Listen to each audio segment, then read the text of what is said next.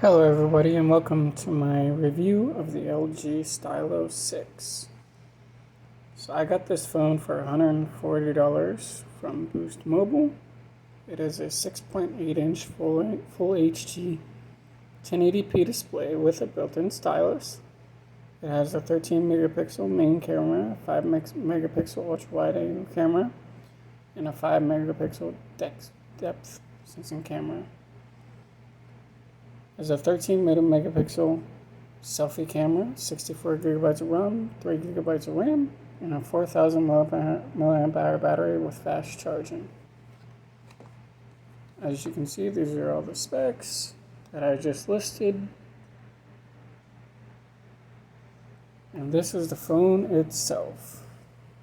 Now this phone is a heavy mofo. It is really tall and really premium feeling. I will say that the chipset is not as good as the phone that I am using now to record this, which is the Moto G Stylus. While I am more of a fan of a big phone, I prefer performance over size. As you can see from my screensaver, I have a lot of pre-installed apps to come with the phone. It is a very good phone for the price. I do wish the price was a little bit lower due to the fact that the chipset is a little bit laggy. I did enable developer options, which I can show you in another video. But this phone, it has stereo speakers. The stereo speakers are really loud, and they do the job perfectly. If it will, there we go. See, as I said, a little bit laggy. Let's play YouTube. Let's play a non-copyright video.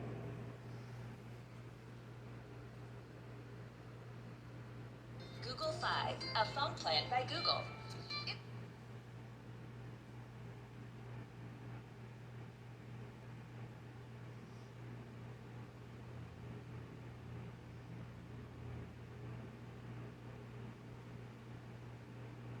Let's just play this.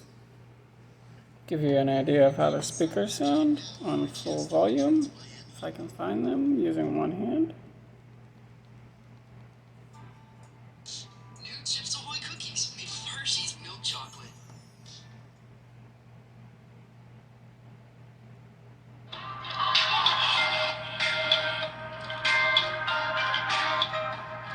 As you can see, the video is 1080p. I believe I have it enabled. Yep, it is enabled.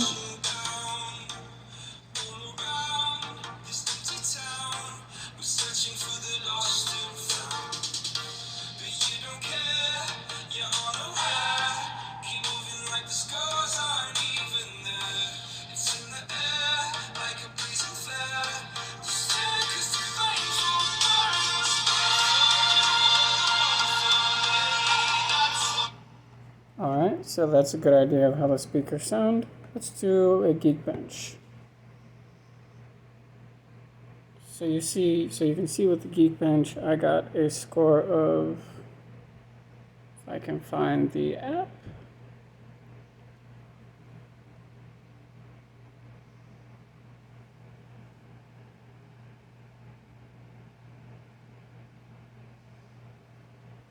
So I got a score of 175 single core score and 900 multi-core score, which I found is for the chipset, which is the P35 MediaTek Helio P35 processor. It's not a bad processor if you really just want a huge phone and good stereo speakers. Then, as you can see, it is running the latest operating system, the model number, the name, the cores, and the size of the memory. So these are all the scores. If you can see what you see, whatever you like. I will say that this phone does not have Face ID, which is kind of disappointing since it is a huge display and sometimes the fingerprint sensor does miss. I'll give you an example of how fast the fingerprint sensor is. See, that was a little laggy. Try it again. Not that bad. It is a good phone. As I said, if you can get it for under $200, then it is definitely worth the money. But I would say if you want to buy it from like T-Mobile or Metro, which I believe they're offering for $259.99, you're better off going with this phone right here, which is the Moto G Stylus. It does have a smaller display at 6.4 inches, but it does have a way better processor. So, not really much left to do. You can see all the icons that come with the home screen. When you swipe down, you can see there's Wi-Fi, data, Bluetooth, rotation, flashlight, airplane mode, battery saver, location, do not disturb. I don't believe I have any more hidden apps. Let me see. No, I do not. That's basically all that comes pre-installed with the phone. You can install night modes, and obviously, as you can see, I am using gestures to navigate around the phone because ever since I got an iPhone, I'm just used to using the gestures. And I think the navigation bar takes up about 0.2 inches of the screen that you can actually use to watch video and do simple tasks. Now the stylus does pop out very similar to the Samsung Galaxy Note 8, Note 9, and Note 10 series. If I can get it out. Now it's opening up another app. It's very touch sensitive. Let's see. So this is a stylus, just literally a piece of metal that you can tap on the screen. You see all my notes I've already taken. It's not very accurate as far as there's a lot of lag and latency with it. As you can see, it is good to use to navigate around the phone, but it is just metal. Now let me pull up the notes, that way you can see the lag that I'm talking about. So I'll just go to screen memo and try and write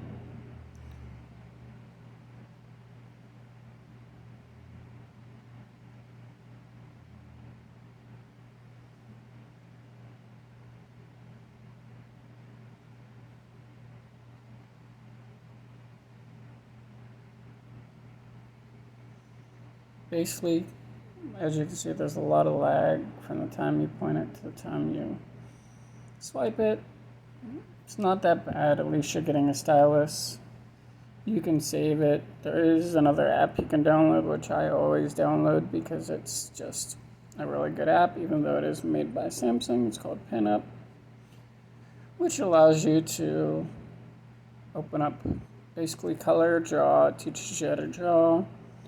I usually do the coloring, and as you can see, there's a bunch of different options. It's not the best for coloring because you do have to use your fingers to keep pinching in and out, rather than if you had a Galaxy phone, you didn't have to do that because it already recognizes you're trying to scroll rather than color. But it's not that bad. And overall, like I said, for the price that I got this, which is $149 plus all the Boost Mobile fees, it was really worth it. I will not say that Boost Mobile is good at all. I actually switched back to Metro because I do not really care for Boost. And the way they deprioritize after 35 gigabytes of data, and they just take it onto 3D, we're not able to use the data, but that's a whole nother video. As you can see, the reason why I love this app is there's so many things you can create and so many things you can do. So, anyway, this is, as you can see, the battery life. It's been at 37%. I put it on charge for around 10 minutes, and I got the 37%, which isn't really bad. And again, I was using my motor charger rather than the charger that came with this. But it does, on a single day, I think I got maybe 9-10 hours. And that's with me working all day. I'm only using the phone minimally. I do use a lot of YouTube. I don't really do Netflix. So the way this device has been performing actually caused me to switch back to Metro because I was able to get this phone for $25 down, which is an amazing deal. So, I mean, putting this device through very, very small tasks, it will lag. Just a heads up, this is a laggy device. The processor is not that good.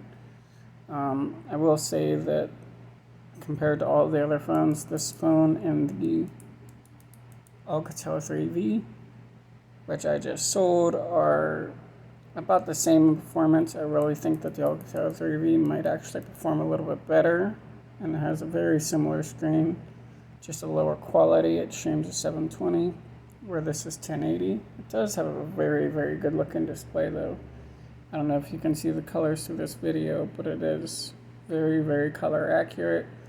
It does not get very bright. So this is at 44%, and if I turn up the brightness, obviously lowering screen, yada yada, that's about how bright device you can get. You walk outside, you're barely going to be able to see.